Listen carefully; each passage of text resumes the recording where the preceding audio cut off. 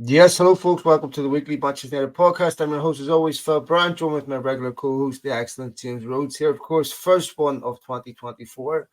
Last time we recorded, my friend, was December 18th, and so much has happened since then. I've been kicked out of the house with 2 arrests.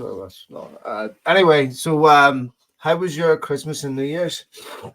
It was pretty good. It was nice. Obviously, for both of us, a lot of family time, a lot of time with kids, things like that. So making the podcast a little difficult, but Unfortunately. it was a really good time. It was a good time. Good reset. And then we obviously, I think when we recorded on the 18th, we said maybe be this INEOS deal will be wrapped under the Christmas tree and Christmas Eve. It was nice to finally get that confirmation announcement and everything that came with that. And over the next few days, that was something to break up the holidays and read all about and start digging into. What do you think they announced it on Christmas Eve? I think that it's an interesting thing because I think that this is again a type of thing. As soon as it was ready, they have to announce it.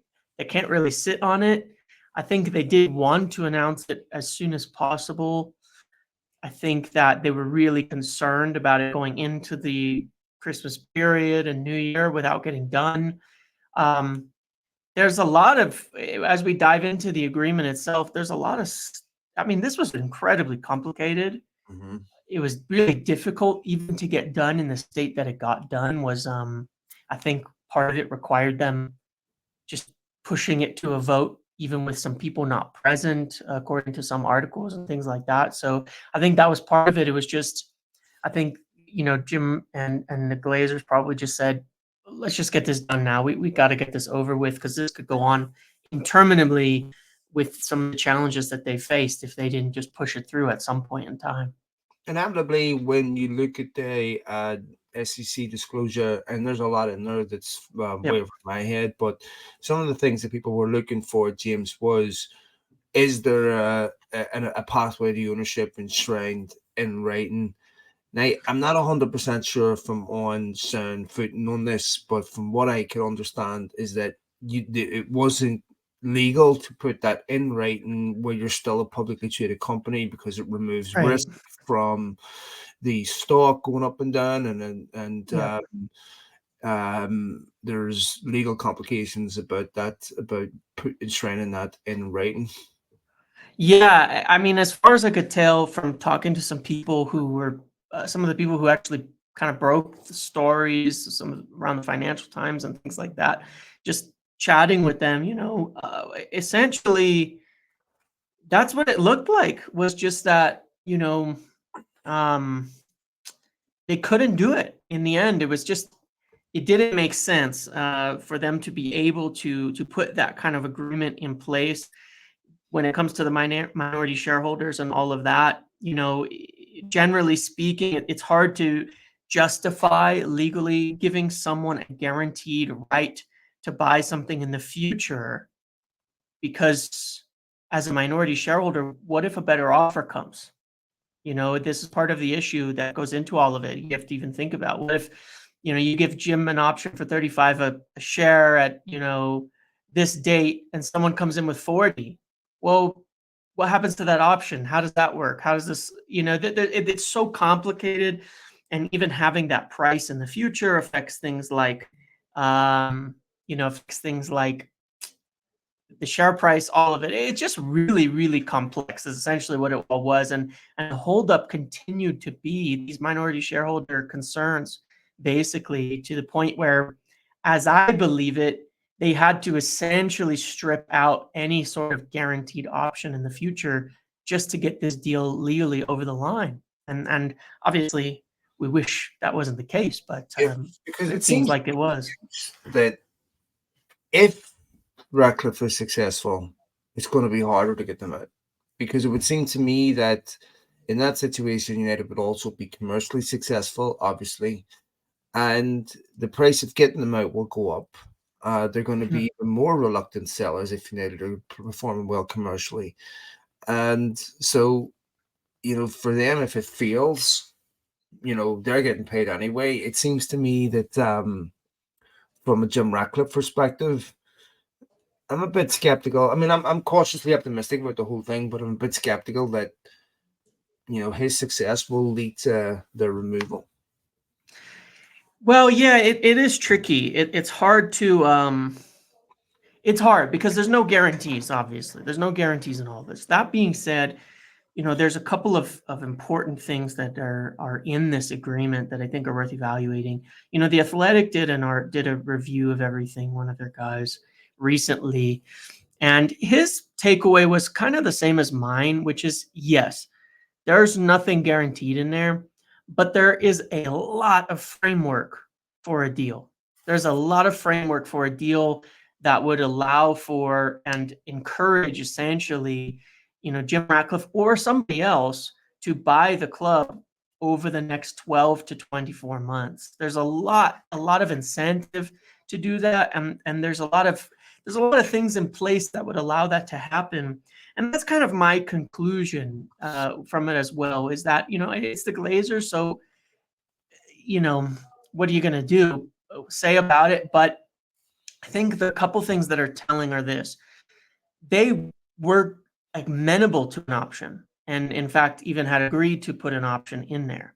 They had already agreed to a sale to Jim Ratcliffe of a majority stake back in May that they could not overcome the legal challenges on, that they brought to a vote that they all voted yes on.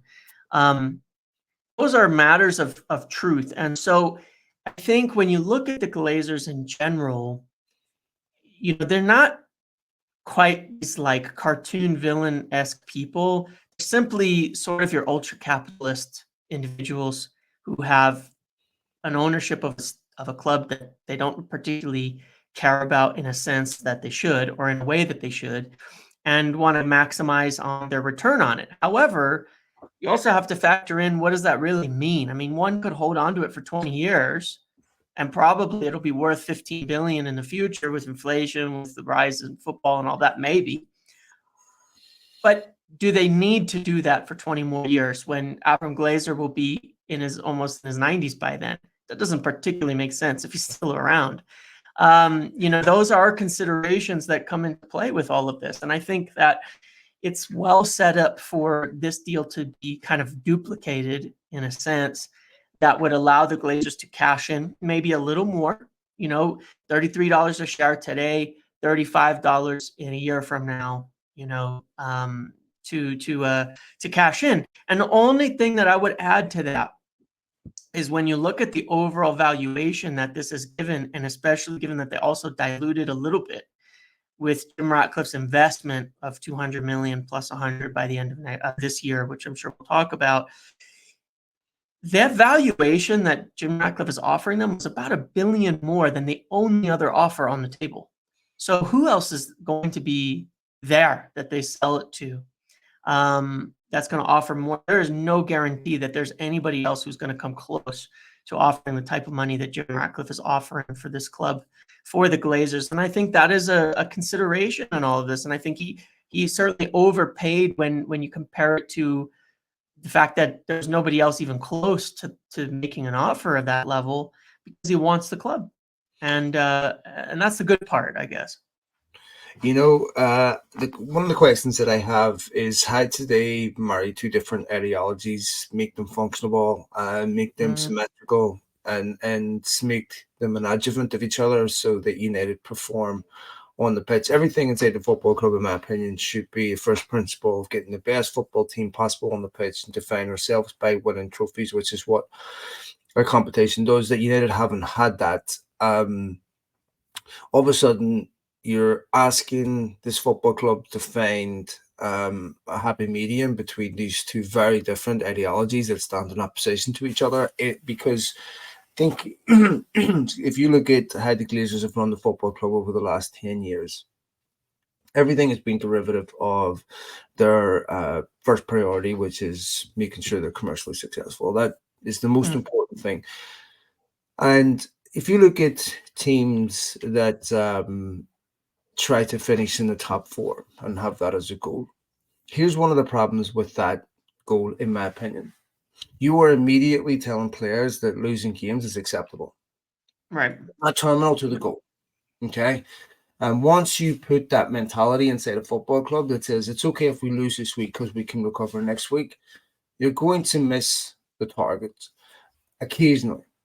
So, you see this with Spurs and other teams that will have one decent season and a really bad season, one decent season and a really bad season. When they have a good season, they just try to maintain, they don't try to progress. And inevitably, they miss the target occasionally. Now you're going to try to get people in there that's going to say, okay, the only acceptable metric of success for us is winning trophies. If you look at City have sacked Pellegrini and Mancini over the last 10 years, both for winning a league, neither of which was enough to keep their job. We've talked about this in this podcast before. Any United manager in the last 10 years who would have finished in the top four, they'd still be there, right? So how all of a sudden do you now get a football club that says everything inside here?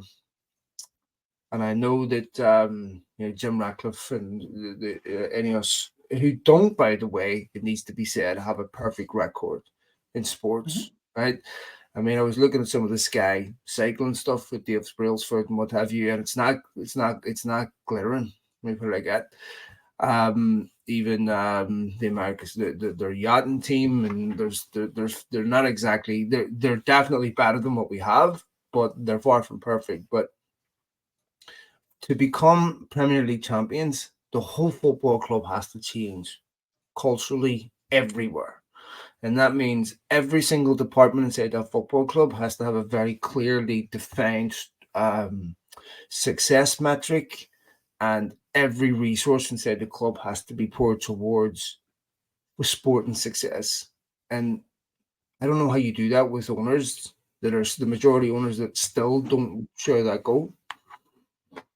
Yeah, it is tricky. I mean, some of it is a bit of an ideological view of what it takes to win that I guess we're going to find out a bit about, because United, with the sporting control very clearly and legally defined when it comes to INEOS, having complete control over really everything. I mean, at the end of the day, football is about personnel, coaches, staff, players, and what they do and who they are, and whether you get the right people in or not. And I guess when you look at it, you say, if that is segmented the way that it's supposed to be, and if United should have essentially the largest budget possible, which they should, comparatively, they should have a budget that, I mean, look, it's not like they haven't spent money. They've spent the most on transfers and the most on wages. So we know that that's probably going to continue in this circumstances, or it can continue under the same kind of setup. If that continues and they have equivalent of the most money in the Premier League or up there, they should be able to do effectively the same thing that anybody would want. I mean, if you take... Can I just interrupt for a second? One of the reasons why United spend the money that they do is a reflection of their ineptitude, and also, for me, a reflection of the fact that they don't invest in other resources inside the football club to prevent that type of overspending. What you would do is you would have a director of football with actionable responsibilities. And say, okay, we're going, instead of spending 100 million this summer, we're going to give you 20 million for your department, so that you have, because if you're a director of football and you want to be competitive in the youth market, that is a whole market in itself. You can't have somebody grow into that job, right? That is every football club around the world wants the next Lionel Messi at 16. So it's really, really, really competitive, and it's something you have to do every single day. You have to have incredible contacts. You have to have very actionable responsibilities. You have to be funded properly. You have to go and get the best people, and then you can avoid spending 100 million or 85 million on Anthony, because you have proper scouting, proper contingency, proper stocked academy, all that stuff. And you have, United are looking at this kid in Ecuador. We'll get into that, Zambrano, but for years, United haven't funded those departments properly, so they haven't functioned properly. And then you see that consequence at the top end. So now you would have to say, in order to avoid that, you're going to have to hire exceptional people, but also make sure these departments are funded with very, very, very clear, precise goals. This is what's going to get you sacked. This is what's going to mean your success. Yep. Yeah, well, that's the things that the thing about it is, you tweeted something to this effect, and it's the truth. This is what my view on the Glazers has always been. Is why I say I don't see them in this villainous sense in the same way. I see them simply people who want a lot of money and they make the wrong decisions. And for the football club, they make the wrong decisions for the success. What INEOS have to do is what the Glazers could have done this whole time. Yeah, no, I know. They could have said, let's get a CEO whose focus is football. And that's what they're going to focus on, their football success. And let's give them the power to do everything that they need to do. Because that's how you run any business, any department. You have to delegate responsibility and powers to the people who are in the job, on the job. And there has to be clear focuses on what is success, what is failure, what are the goals, what are we trying to accomplish. Well, we know the goal for Manchester United. It has to be the top team in Europe. It has to be. That has to be the goal. Anything less than that is unacceptable. That's where they have to aim. So we can set that clear target. But yeah, INEOS have to do the same thing that the Glazers could have done in order to be successful with this. I don't want to see them involved in every single decision. That's not the point. They shouldn't be, because they're not necessarily the experts. Dave Brailsford is a very smart guy. He's not the football expert. And they made a lot of mistakes with Nice for a few years, being too involved in a sense. And you can have good intentions and make the same mistakes by not setting up the best people to make the best decisions, to do the best things, with a clear guide to what is success and what is failure. And so that is absolutely what they have to do. And that's why I think it can work with the control. They have to delegate it properly also. They have to be the ones to say, good, we've got a CEO, we've got these directors in, we're going to give them their money, we're going to give them their budget that they have, and they've got to pull it off. They have to accomplish what they have to accomplish, and we have to have, consequence for failure. And we have to set clear and exceptional targets. And obviously, they're probably used to doing this in general business. You have to translate it to football, but the same concept applies. The same thing applies that it would to, what makes their businesses successful, so long as they understand that they're not the people who know football better than anybody else. And I think they do. I think hopefully they've learned from some of the things at Nice. They've set things up really well now, where they've taken a step back from overly interfering in how the club is run and given a real director of football responsibility and power, who's done a lot with it, a real coach. They've set a clear direction. They've got to do the same thing for United, and there might be bumps along the way, but the success of it, I think, has less to do with now the Glazers and more to do with if they properly set this structure up and give it the power and the resources that it needs. And if they do that, then we have as good a chance as anyone to win, as good a chance as Liverpool to win, as good a chance as Arsenal, as good a chance as anybody to make it happen. And that's what I'm optimistic about from everything that I've heard, at least from the start on this. But that's what's going to be the proof of whether this is a successful venture or not. You can already see the INEOS effect with how United have gone about their January transfer window, which is largely being a window so far where they're clearing out players that should have been moved on, let's be honest, years ago. Donny van de Beek, I think United tried to move him on December 31st. I think what is it? It's the first in Sydney. Can he go yet? It's yeah, pretty much. We've changed our clocks to New Zealand time. Can we send him on our way? 3 years stay in Sydney. The window must be open. Get him out there. No, yeah. Really. I think about Van de Beek a lot, and I think about a player.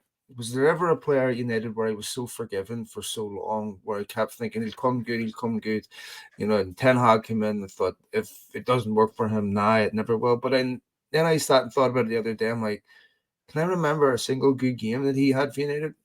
I can't. I can barely remember a game he actually played. He was obviously someone that Solskjaer didn't want. I think COVID had something to do with his signing. I think the fact that Villa stayed up that year, United probably went to Grealish and Fresh. I was hearing someone talk about this the other day. It might have been Laurie Whitwell, actually, who's exceptional, by the way. And so I think that he was refreshing my memory and some of that stuff with Van de Beek, and it was pretty obvious from the outset that Solskjaer never really wanted him. It just didn't work. I wish him all the best. I hope it works out for him. Palestri, United were going to move on in the summer, ended up not because of the injury to Ahmad. I was on a podcast right before Christmas and I said, I don't think Palestri will ever be good enough for Manchester United. I don't see enough of all the times I've seen him, and I'm going to go back to Van de Beek. Been some decent moments from Palestri, and I know not everyone agrees with me on this, but I can't remember a game where I've really thought, wow, this kid, really is good enough for United. I'm excited about what I see here. So I think it's appropriate that they move him on. The big one is obviously Jadon Sancho. We'll talk about Rafael Varane and a couple of others in a minute. But Jadon Sancho, it's a no-lose deal for United. One, he goes back to a place where he will have happy memories from psychologically. It'll reinvigorate him because he'd want to go back to a place where he was at peak performance. He knows the league. He'll be confident he can go in there, hit the ground running. It's not another risk to another Premier League club where you're not sure if it's going to work out. If Jadon Sancho has any chance of getting back to the player that he was before he came to Manchester United, this is the right move for him.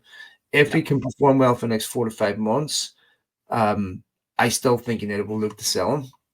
Because ultimately, the rule that he broke has nothing to do with Ten Hag. That has to be a club rule because you can't be conditional upon the manager as to whether you have tolerance for what time you show up to training at. George Best wasn't allowed to do this. Eventually that got him kicked out. If you go to the Beckham documentary when he was made to train on his own by Capello ended up bringing him back into the squad because of how well he was training on his own. Right. So to me, I think the rule that Jadon Sancho broke, there can never be a time at United when it's okay to break that rule. Yeah, I agree. I mean, there's two different real aspects to this whole thing. There's one that I think that the whole situation was I don't think anybody from the outside would be happy with it because the way that it ended up was the worst possible outcome from a club perspective. When you look at it from top end management, you cannot have an asset who is essentially worthless. You just can't. You got to avoid it at all costs. Not to take blame away from the player because being late, the issues that he's had, those are totally on him. But at the end of the day, you still don't want to have you still don't want to have a worthless, essentially from a value perspective, I'm talking asset that you can't do anything with, that's taking huge wages. And it was really dealt with poorly in that respect. And I think that would be one area where proper leadership would have stepped in to resolve it differently in the end. Not saying the player's going to have to play for the manager or anything like that. Like, it's not like you've got to play him, you got to start him.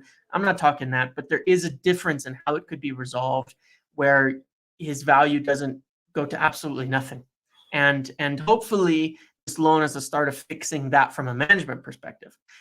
Then, as you said, I see it as a win-win situation if he performs well, which I think he will at Dortmund, right? If he goes back to Dortmund, he goes back to Germany, and he performs well, either you can sell him to somebody and get a return, or you think he's fixed up, we've resolved this situation, can he return as a Premier League player? Maybe either one. I'm not saying which nobody knows what the future will hold in that respect, but it gives a lot of flexibility for the options there for the future and what could happen, down the line. It'll be interesting to see, I guess, from an INEOS perspective. And I'm not talking about like player mistakes and things, but I'd be interested to see if there's any sort of moratorium essentially that they give on some of these players, because there's a lot of players who feel that there's been broken promises over the years with United. Personally, I wouldn't. No, I understand, but there is. Times, I'm sorry. Like, I mean, these are players that, in my opinion, need to ask themselves one question: not whether you want to play for the manager. Do you have the trust of the fans? Yeah. And these players have done this so many times. How many times are we going to keep giving them? Wait, yeah, it's not you, it's the manager. I know it was the manager before that. No. The manager before that. There was the manager before that. That would apply. This That would time apply it's to. different. Yeah, that would apply to everybody. You know what I mean? Yeah, It's more a matter that's of. what I mean. Yeah, it would have to. At the end of the day, though, the signs that I gather from the clear outs from the players they're looking to sell, I don't really see it that way. I see that their focus is on football, on the matter of who's going to perform the best and where are you getting the best value for money in the squad. They're looking at obviously moving on Casemiro. It's already been commented on that was one of the transfers brought up, by back in March last year when they first visited and all of that it was a disaster. And it's been in terms of the wages, and it's not about cutting down costs. It's about value for money. You have to get the best value for money when you're building a team. If you have a machine that's very good but incredibly expensive and you can sell it and get two more that double your production output for the same cost, you're not cost cutting. You're making proper decisions. And that's really, as far as I can see, that's what they're looking at. They're going to want people who want to be there 100% and who are there for the long haul on the project. I know you don't like the word project, but on what they're trying to accomplish here. I mean, at the end of the day, my point being, they do want people who are here for 4 or 5 years, because one of the things United have tried to do over and over and over and over again under the Glazers is cheat. They cheat on the rebuild. They cheat on actually building a proper team, and they try to skip it by buying players like Rafael Varane when it didn't make sense, by bringing in Cristiano Ronaldo when it didn't make sense, by bringing in Casemiro when it isn't what they needed for the long run. And they cannot cheat this rebuild, essentially, or this rehash of the whole squad. They've got to clear it out and actually put in people with longevity, players who have longevity at the club. I think more than anything, you need players you can rely on to be here for a long time. And how many years have we had strikers who are, next year we're going to need another striker, next year we're going to need a new striker? It's endless. And it's pretty impossible. What's that? What does it remind you of? I made a joke about this, but it's legit, right? This reminds you of every guy's Christmas shopping. Leaves it to the last minute, right? Yeah. Didn't plan properly. Ends up overpaying for shit they don't want, right? Yep. Stuff they don't need. And they repeat this process ad nauseum. And the people that prepare properly, that know exactly what they want, why they want it, who they want it for, and they're planning months ahead, they get what they want. Right? Yep. They don't pay what you pay. They don't have the problems you have. They're not running around. What did they make in the last day of the window? 4 or 5 signings this summer. Yeah, they're not doing this stuff. And this is the Ferguson said this once, you can always tell the football clubs that are really poorly run. They're the ones that are trying to do all that business in the last day of the window, because there is no foresight. And so inevitably you find yourself in this situation. So maybe we need a female director of football. Yeah, absolutely. Is why women don't do this. No. It's not a bad idea. I mean, look, for Chelsea, they had Marina. I don't know how to pronounce her last name. Right? But she did a great job with them, with buying, selling, doing the things that they needed doing. If you need a striker and a centre back, you get a Louis Vuitton purse. I didn't say that. No. Too stupid. Some of the other potential departures, Rafael Varane. What do you think of that? I think that it's going to depend on the manager, which is why it's open-ended at the moment. The way that it's been stated out there that he's not committed. This is a complicated situation. I think I said a while back, and this gets into a really complicated area when it comes to the squad, and which is why I think they're more trying to not make too many long-term decisions today. You can't go to Rafael Varane and say, we might have a different manager next year who might want to play you more, so stick around and sign a new contract. You can't have that conversation. If he is willing to accept lower wages and stay, it would be helpful in that you don't know how many center backs you're going to have to buy next year, which is why they did the +1 option on Victor Lindelof. Because you have Lisandro Martinez, who's had 2 foot surgeries. Harry Maguire, who is always often unquestionable, but probably in the long term not up to the level that you need. And you have Rafael Varane, who's out of contract and can sign with anybody else in 6 months. Having to buy 3 or 4 center backs this summer could be problematic.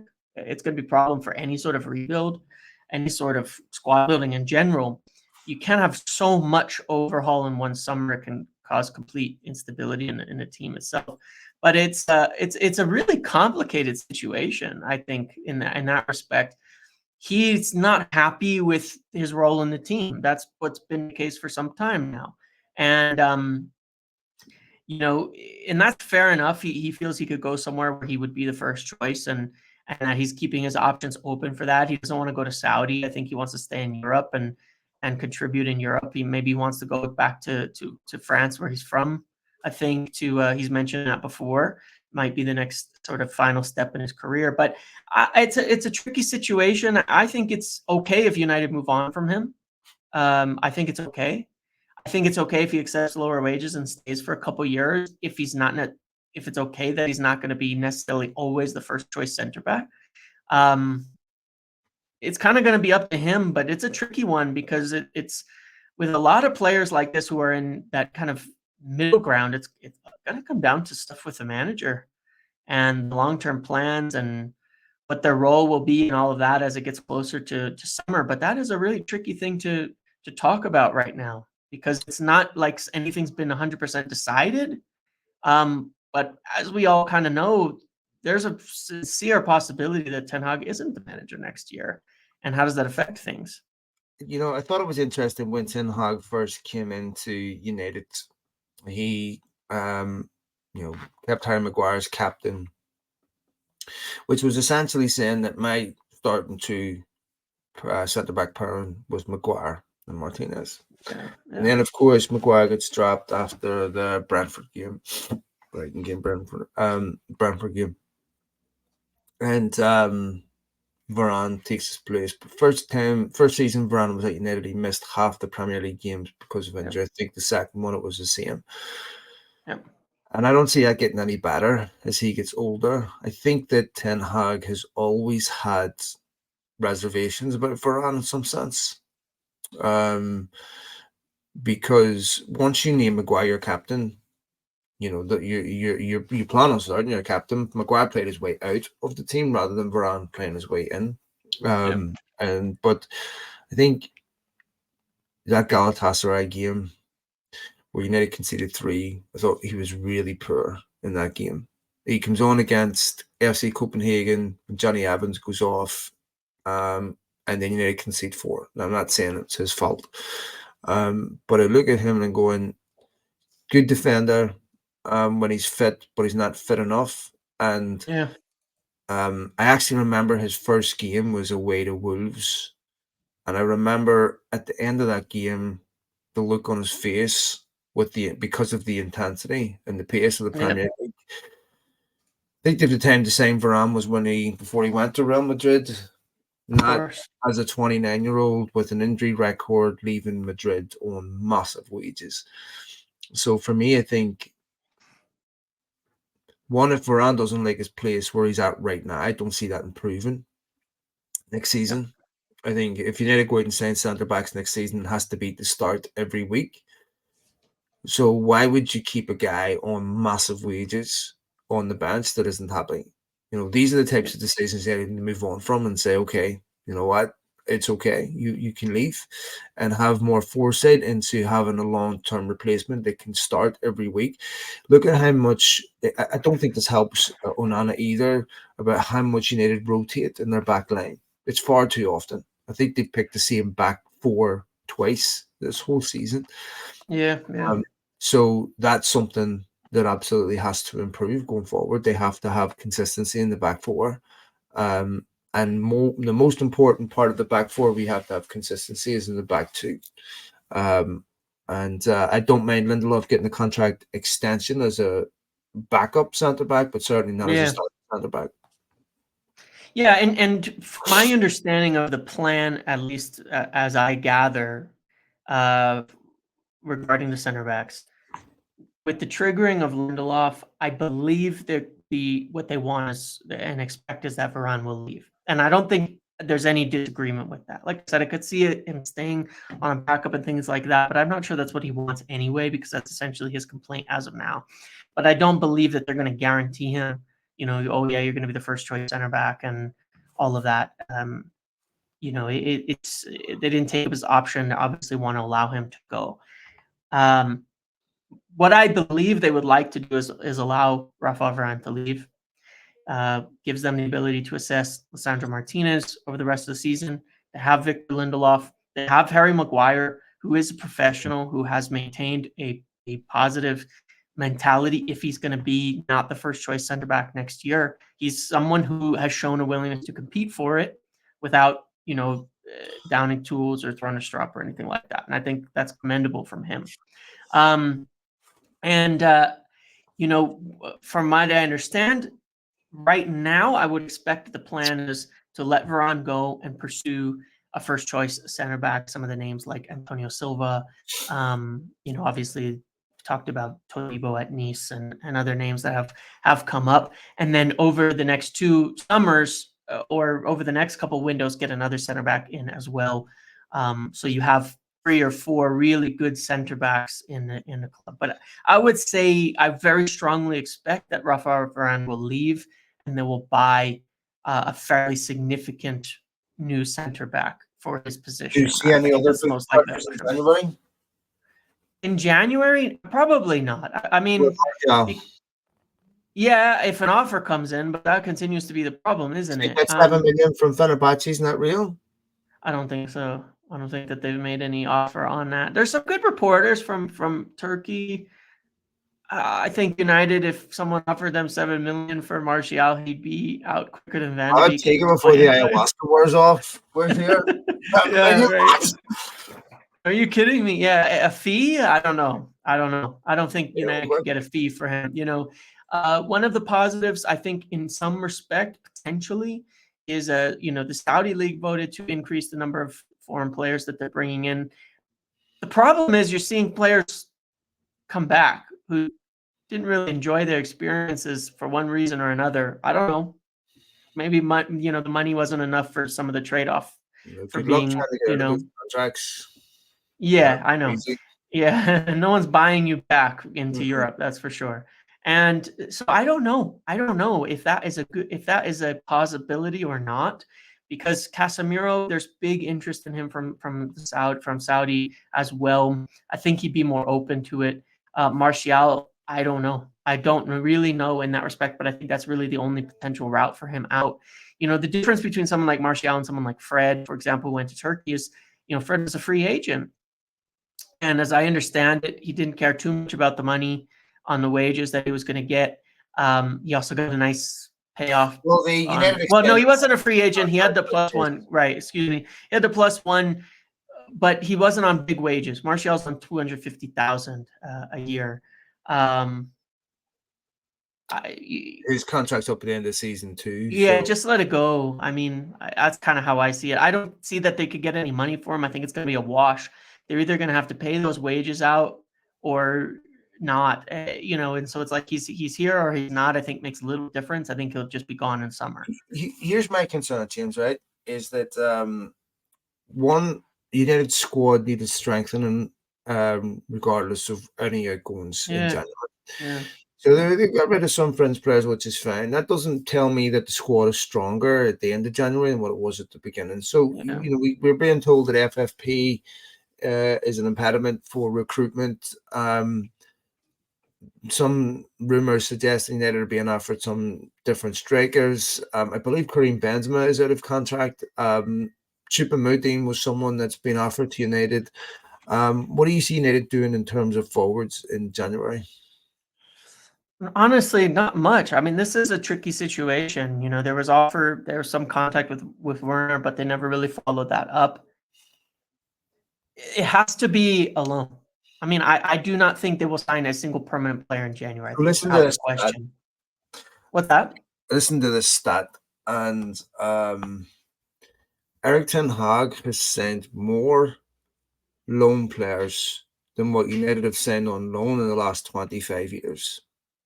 Yeah, I believe that. So when you look at how often he's being asked to dip into the loan market, and when you dip into the loan market, you're not talking about top players. You're talking about players that are Yeah, on the fringes that are sure. not good enough that other clubs don't want. Um, the Odi and the Gallo stuff. Solskjaer had to lean on contacts to make that happen. You look at Yeah. all these, emergency loans.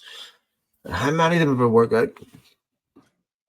We had Yeah. get Henrik Larsson, maybe Yeah. Ferguson did, but I can't remember the last time you got an emergency loan that actually went, okay, this guy's top class. This guy's, I mean, a goal did all right, I suppose, He but did all right for the time being, for a short time that it was yeah, there. but you feel that United still need another striker. Yeah, you do. You do. I mean, it's a problem. The goal scoring is an issue, and I don't see it resolving that much. This is tricky. I mean, I would love to be positive about the whole thing, but the reality is, I think that we all have to face is that the season's a bit of a waste at this point in time. I mean, I don't think it has to be a total waste. I'm not saying that it should necessarily be, but you can understand the problem that is encountered in all of this. Like we talked about at the end of last summer, which was the truth as it came out in the end. Here we are 6 months later, that the way that they were making financial decisions, the Glazers, was essentially, hey, we're getting a minority investor coming in and we're cleaning the books up and we're cutting the spending down to absolutely nothing. And we're going to free up as much money as possible.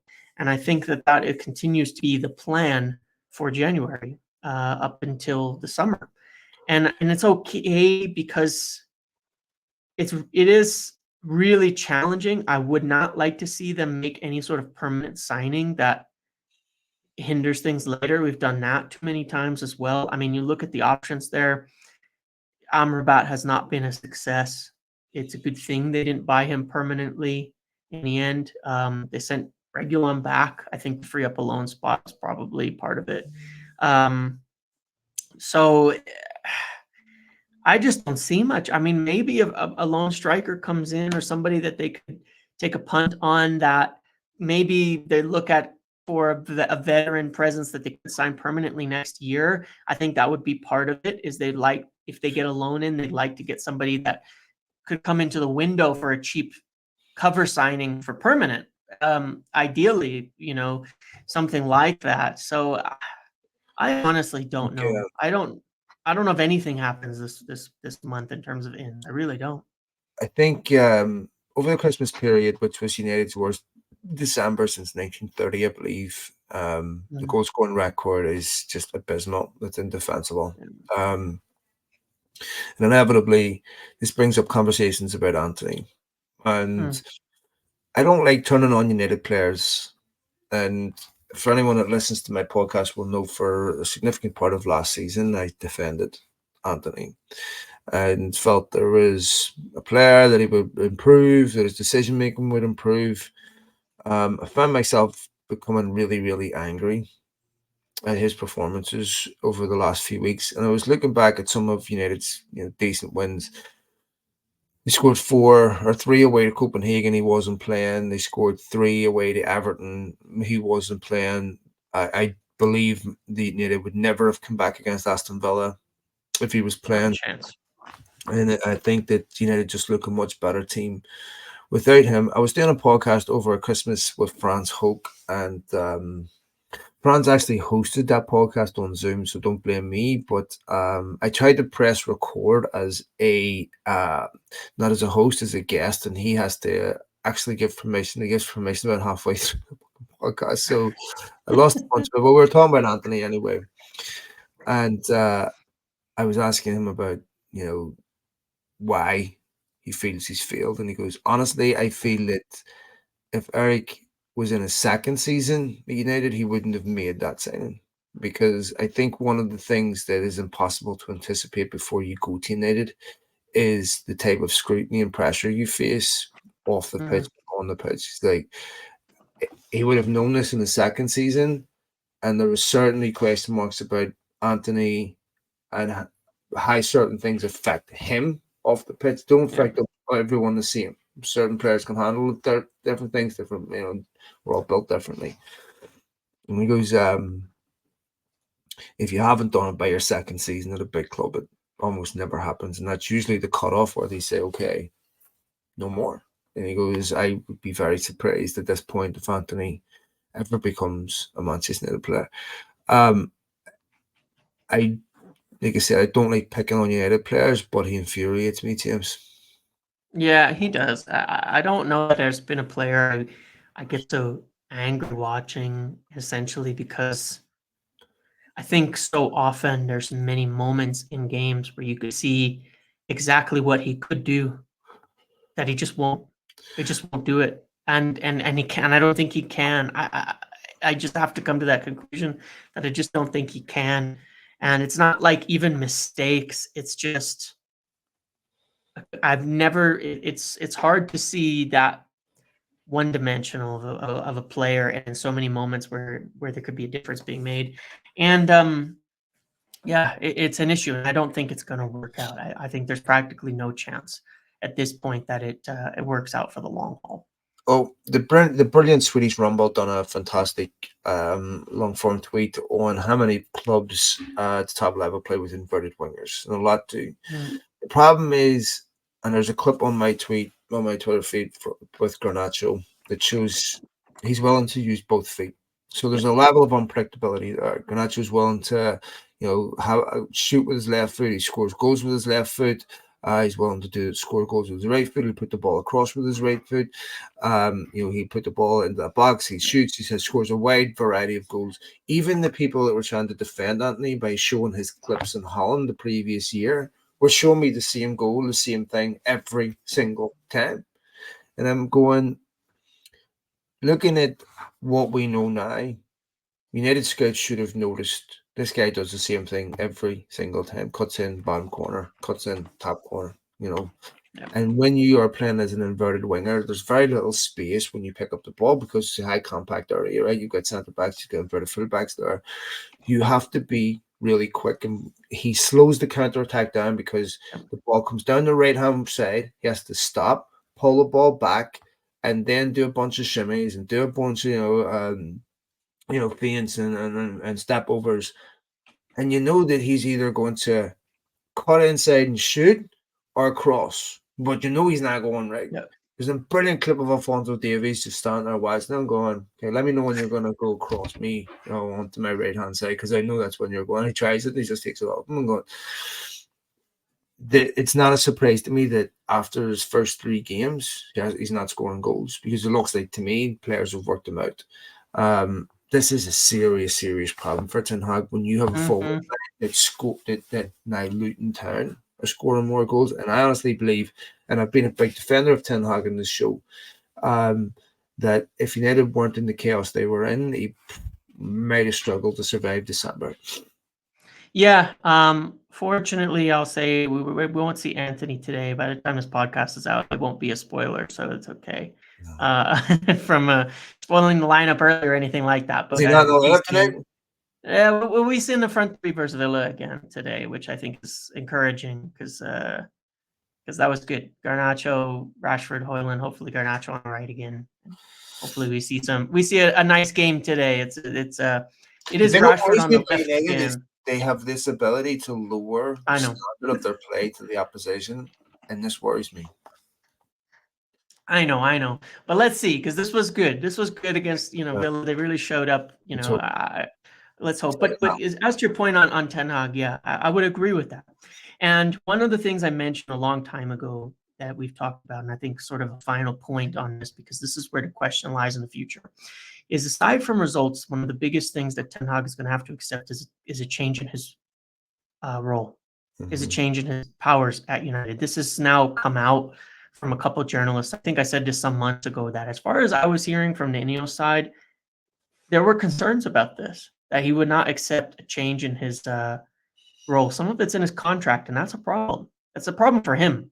It's a problem for everybody, but it's a problem for him because, yes, he has a veto in his contract. He's really had more influence than that. And I know that people will look at a veto and say it's not a big power, but it kind of is. Veto powers can be significant. De Zerbi over the weekend said about João Yao Pedro, right? He scored a couple goals for them. He said he didn't even know who he was. Now, the problem when you have a manager who has a veto is if he doesn't know the player, he's not going to sign him. He's going to veto it, and he's going to pick someone that he's familiar with. That So has been a Stefanovic, problem. Well, he should have. He should. he He didn't could want have. to, Maybe. yeah, I know, No, yeah. no, no. He But should have it's a. yes. You're always going to make mistakes in signing, right? You're always going to make mistakes in signing, but it still shouldn't be necessarily down to the manager. And you can find a lot of stories left and right. And I'm not putting the full blame on Ten Hag. He asked for a lot of these powers, probably because of what he'd seen and experienced about United, that's known about United's recruitment and these kind of Let me things. ask you a quick question on that. Yeah. Because reading the piece that Laurie Whitwell did made me question whether Mason Mount was really someone that Eric Ten Hag really wanted. Because Ten Hag said something that I thought was a bit obscure. He said, oh yeah, he played against Ajax for Vitesse years ago, but that wasn't in my thinking. And actually, if you look at what Laurie was saying in that piece, it was John Murda trying to sell the merits of Mason Mount to Ten Hag. And Murda was obviously responsible for Casemiro. And then with this going, Hoyland was also someone that Murda had scouted quite a bit and done his research on. And going, how much is Mason Mount and Eric Ten Hag signing? Because Mason Mount was dropped, remember? Yeah, well, to be fair, I believe that Mason Mount is someone that the club really liked. I've maintained that for a long time, that I think it's someone the club really liked as a player. That being said, I know for a fact that Eric Ten Hag flew himself to London to meet with Mason Mount before summer, to meet with him, to talk with him prior to the Chelsea game, to sort that deal out and get it lined up. So I know he gave a very full blessing. I know that for a 100% fact, by the way. I know he gave a 100% blessing on it. I wouldn't blame him for that. It's okay. It's fine. I don't have 100 total blame for Ten Hag on a lot of the things. I think Anthony is one that is so bad that it's so bad that you kind of can't argue it. But the point is still, regardless of who is at fault, the setup isn't working. And INEOS have come in, and their perspective has been from the start that these agreements that are in place are going to have to change. This setup isn't working. This isn't how it's going to be done here. And I've said for some time that I think that Ten Hag's going to have to accept it, or it's going to be a reason he loses his job at United. They will replace him.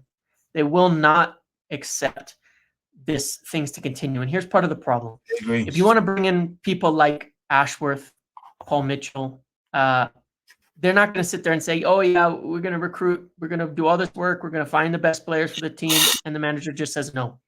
No, Ten Hag has worked within a system, and absolutely, and the system is built around Ten Hag. Ten Hag has to work around the system, and I completely agree with that. All right, we have Wigan up. By the time people download this podcast, we will already know the score of this. So, what's your predictions for Wigan?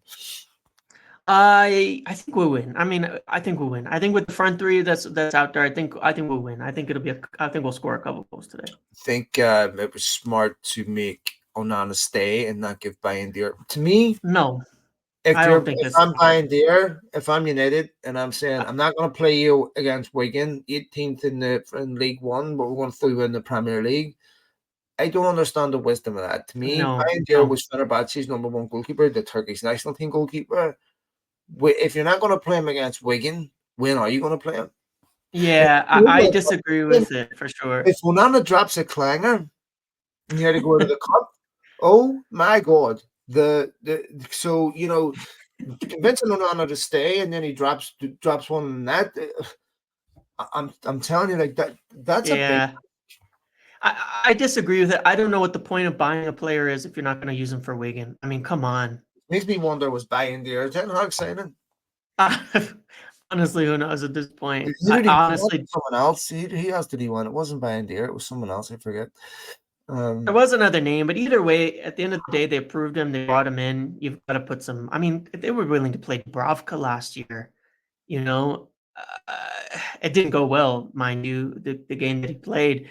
But if you're going to buy this young player, it was Suzuki. There's the other name that was up for goalkeeper. Zion Suzuki was the other name that was mentioned over summer. But I think they should have played him. Honestly, I think they should have played him. I really do. I think you should. If you're him at that point, you're looking at and saying, "Why am I here? If I can't get this game against Wigan when you're making a player extend where he's going to play like back-to-back days, why am I here?" It's very questionable for me. Yeah, I completely agree with that. All right, we'll go ahead and leave it there. Folks, we'll be back every Monday. So thanks to all of you for downloading the podcast throughout 2023. We look forward to having a wonderful 2024 with all of you. And I'm sure this podcast will evolve as we go along. So thanks to each and every one of you for taking the time to support us. And let's hope you nearly get the win. So take it easy, mate. Cheers, James. Yep, thanks, everybody. See you later.